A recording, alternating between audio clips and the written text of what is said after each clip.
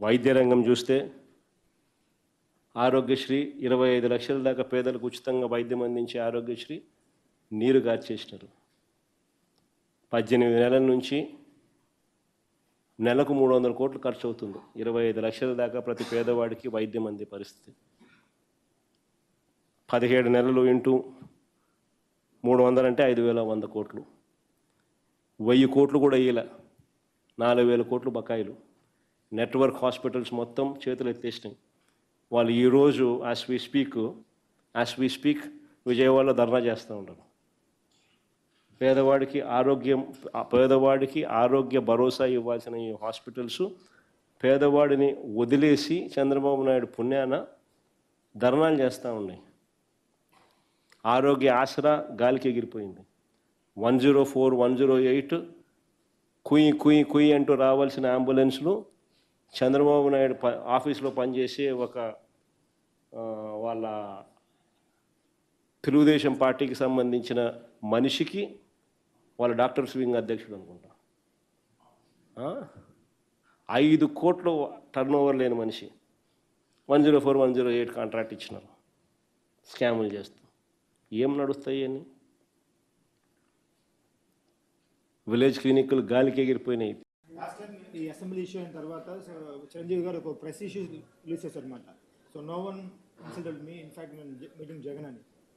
So Jagan గారు నన్ను insult చేయలేదని చెప్పేసి చిరంజీవి గారు on record he release a press statement. So ఆ తర్వాత పవన్ కళ్యాణ్ గారు దీన్ని చాలా హైలైట్ చేశారు, మా అన్నని అవమానించారని చెప్పేసి. Entire film industry was complete against you. Anything to tell about this? ఏం జరిగింది ఆ రోజు? So what made the completely portraying you in wrong way? పని పాట లేని కాన్వర్జేషన్ను బాలకృష్ణ అనే వ్యక్తి తీసుకొచ్చాడు అసెంబ్లీలో. అసలు ఆయన మాట్లాడాల్సింది ఏంది? అసెంబ్లీలో ఆయన మాట్లాడాల్సింది ఏంది? ఆయన తాగి మాట్లాడింది ఏంది? అసలు తాగినోని అసెంబ్లీకి తీసుకొని అసెంబ్లీలో మాట్లాడిచ్చే కార్యక్రమం చేస్తున్నారు అని అంటే స్పీకర్కి బుద్ధి లేదు. తాగినోడు ఆ మాదిరిగా మాట్లాడుతున్నాడు అని అంటే ఆయన సైకలాజికల్ హెల్త్ ఎట్లుందో, అసెంబ్లీకి వచ్చి ఆ మాదిరిగా మాట్లాడుతున్నాడంటే ఆయన సైకలాజికల్ హెల్త్ ఎట్లుందో ఆయన క్వశ్చన్ చేసుకోవాలి. ప్రజలకు ఏమన్నా చేస్తున్నాడా అని అంటే ఏమీ, అదొక పెద్ద సున్నా కనిపిస్తుంది. ఎప్పుడూ చూడని పరిస్థితులు ఈరోజు గమనిస్తూ ఉన్నాం. విద్య, వైద్యం, వ్యవసాయం, గవర్నెన్స్, లా అండ్ ఆర్డర్ మొత్తం అన్నీ కూడా తిరోగమనమే కనిపిస్తాయి.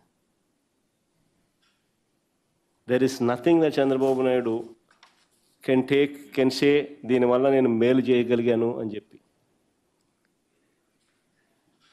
స్కూళ్ళల్లో నాడు నేడు పనులు ఆగిపోయాయి. గోరుముద్ద క్వాలిటీ పోయింది. టోఫుల్ క్లాసులు 3వ తరగతి నుంచి చెప్పే టోఫుల్ క్లాసులు ఎత్తేసినాడు. ఇంగ్లీష్ మీడియం చదువులు గాలికి ఎగిరిపోయాయి. 8వ తరగతి పిల్లలకి ఇచ్చే ట్యాబులు ఆగిపోయినాయి.